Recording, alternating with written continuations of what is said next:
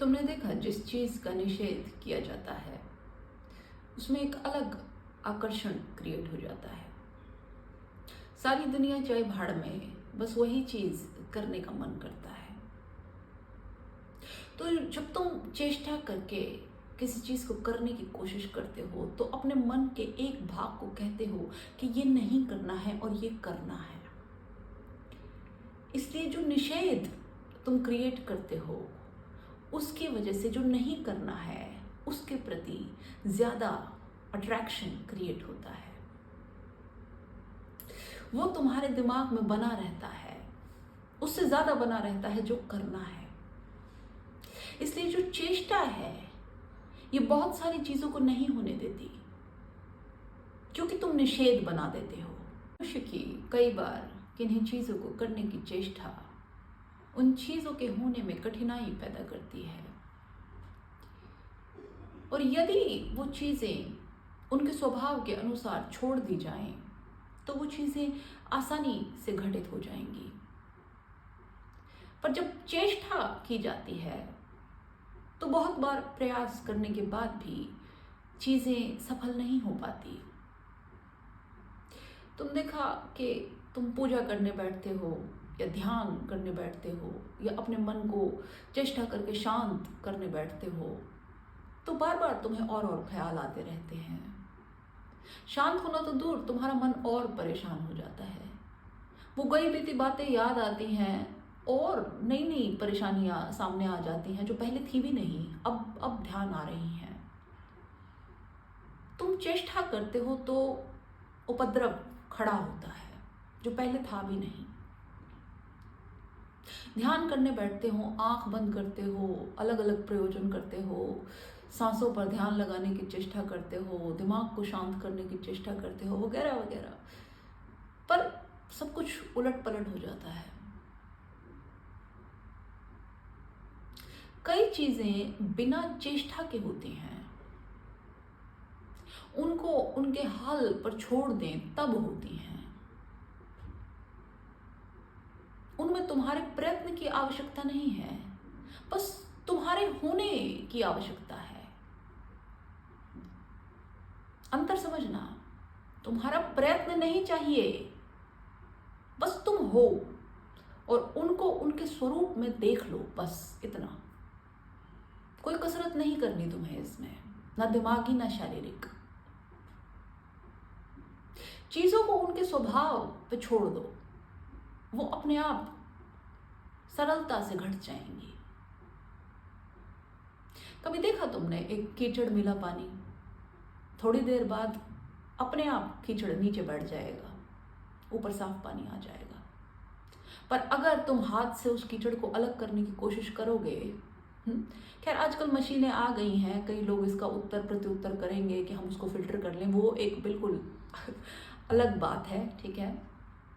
अगर करने की वैसे चेष्टा करोगे तो तुम देखोगे, तुम घंटों करते रहना, कुछ होगा नहीं उससे,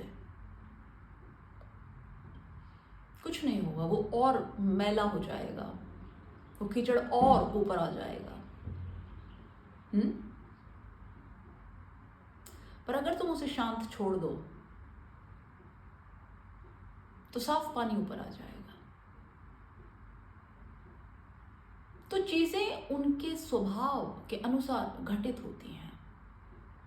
तुम्हारी चेष्टा से चीजें घटित नहीं होती, वो होनी होती हैं तो होती हैं। तुम अकारण ही अपने आप को कर्ता माने बैठे रहते हो। एक योगी है, एक भोगी है। योगी चाहता है कि कुछ भी ना हो, उसको चाहने से क्या होता है। भोगी है कि और हो, उसके चाहने से भी कुछ नहीं होता। होता तो वही है जो होता है।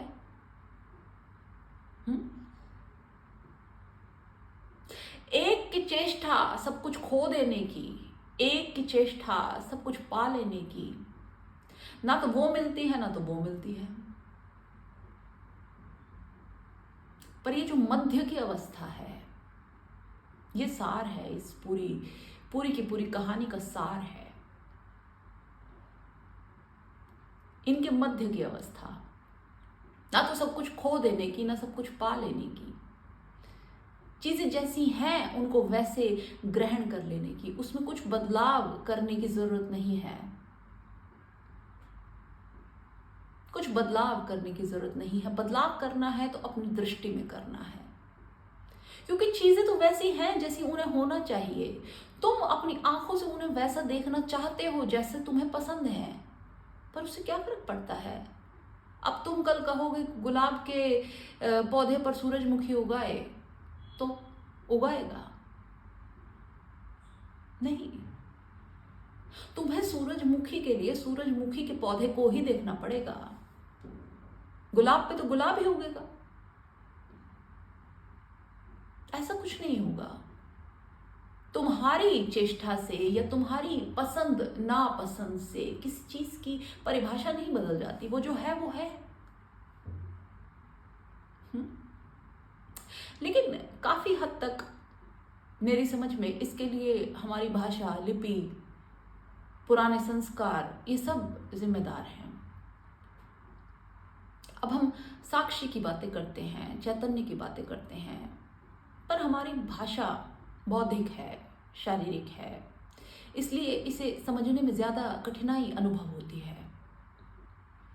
अगर यही भाषा चैतन्य की तरफ निर्मित हो बजाय शरीर के, तो फिर ज्यादा आसानी होगी। चीजों के मतलब बदल जाएंगे, बिल्कुल बदल जाएंगे। तुम देखो, तुम एक तो वाक्य कहते हो कि मुझे भूख लगी है, तो तुम शरीर और अपने आप को एक मानते हो, एक मानते हो। पर अगर उसकी बजाय तुम कहो कि शरीर को भूख लगी है और मैं देख रहा हूं, तो एक डिफरेंस क्रिएट हो गया। क्योंकि तुम्हें कैसे भूख लगी?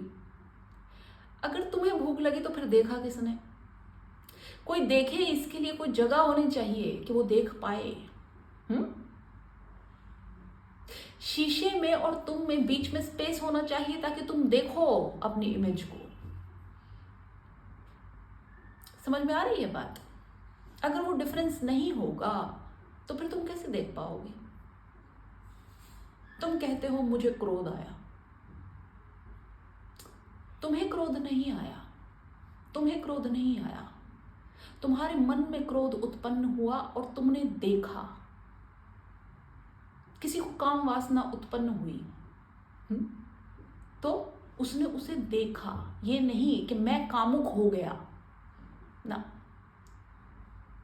इस भाव को देखा गया है साक्षी के द्वारा। तो ये भाषा का फर्क है। इस तरीके की भाषा यूज करते ही मतलब बिल्कुल बदल गया, सब कुछ बिल्कुल चैतन्य पे केंद्रित हो गया। शरीर एक तरफ, साक्षी सेंटर में आ गया। अगर इस तरीके की भाषा को लाया जाता रोजमर्रा की जिंदगी में, इस्तेमाल में, तो इसको समझने में बहुत आसानी होती। पर ऐसा नहीं है, इसलिए डिफिकल्टी है। इसलिए हमको लगता है कि सब कुछ शरीर पर केंद्रित है। खैर, ये बिल्कुल और बात है। हम बात कर रहे थे कि चीजें जो हैं अपने स्वरूप के अनुसार घटित होती हैं, उसमें तुम कर्ता अकर्ता नहीं हो। तो इसको ऐसा कहा जाए कि चीजें अपने स्वरूप से, अपने स्वभाव से घटित होती हैं, एक तो ये बात, या चीजें परमात्मा की मर्जी से घटित होती हैं, ये दूसरी बात। एक बात ज्ञानी की, दूसरी बात भक्त की, कैसे भी ले लिया जाए, पर चीजें तुम्हारे द्वारा घटित नहीं होती, ये बात पक्की है।